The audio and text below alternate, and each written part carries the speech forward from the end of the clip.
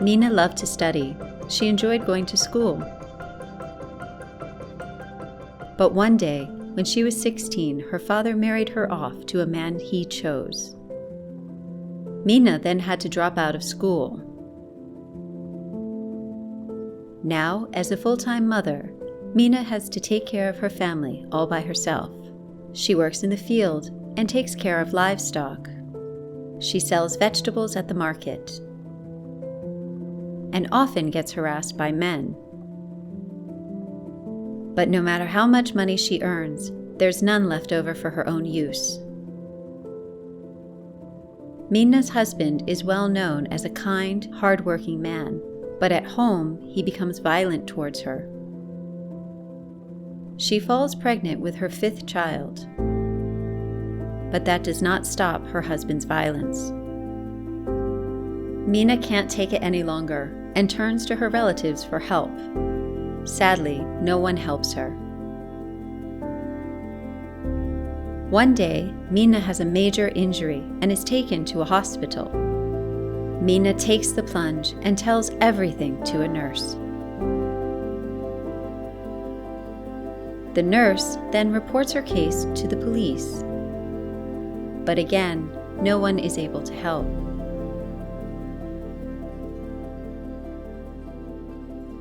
Mina miscarries her baby.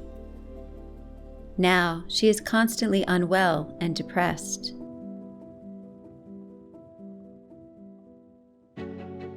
This is domestic violence. It's also called intimate partner violence. Not only physical violence, such as punching and kicking, but also sexual violence, such as forcing a person to perform sexual acts. Economic violence, such as not giving money for household expenses. And psychological violence, such as verbal abuse and controlling of movements. Forms of violence are many and varied. Women's very lives are threatened by the violence inflicted by their partners and families. Apart from domestic violence, women and girls also experience other forms of violence. Child marriage, where a person under the age of 18 is forced to marry. Human trafficking for the purposes of sexual exploitation. FGM, also known as female genital mutilation. Sexual harassment in the workplace or in the community. Rape and sexual assault.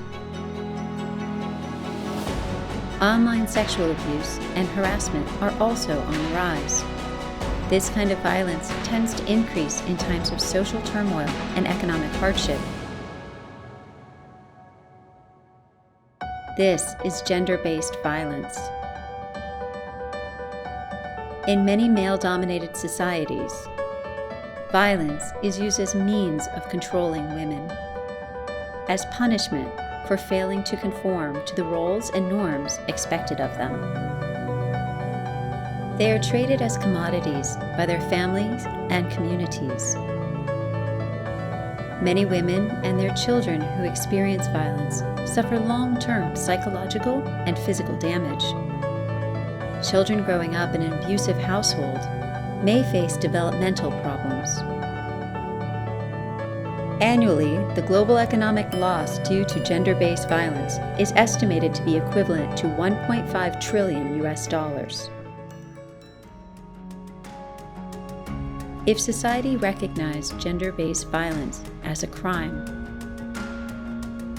and if support for those affected by violence were widely available,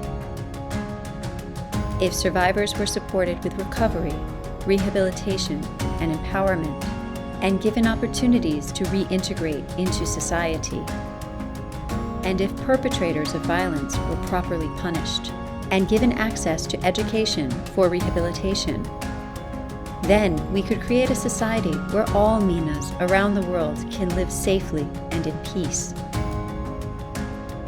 We could create a society where everyone can live with dignity. Now is the time to act.